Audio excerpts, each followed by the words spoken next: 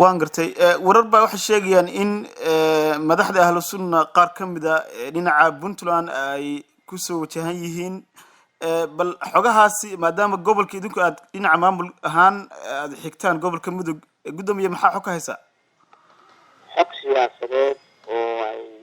siyaasad ahaan ku imanayaan iyo madaxnimo oo aan ogahay ma jirto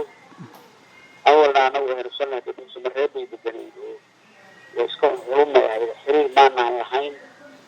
culumada oo dhan baa ahlu sunna ah ahlu sunnada markiisa waa ahlu sunna caadi ah meel walba joogta xiriir baan leenahay culumadayda laakiin nimankaasi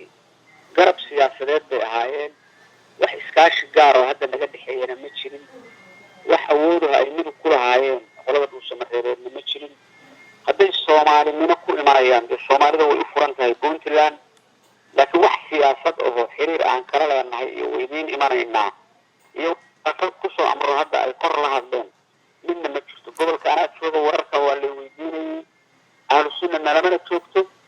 noomana soo socoto iyaga oo heerel iyo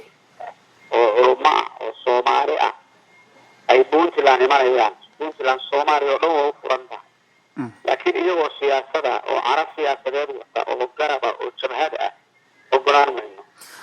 marka warar baa waxa sheegayaan in macallin Maxamuud oo Garowe ku soo wajahan yahay inkastoo dawladdu ay cadeyn adiga arintaas gudoomiye ma maqashay wallahi Garowe ka degi karaa soo sheeg Maxamuud laakiin soo ama masuul ama garab siyaasadeed firin meeyay soo dhaweeyay waayo mada furada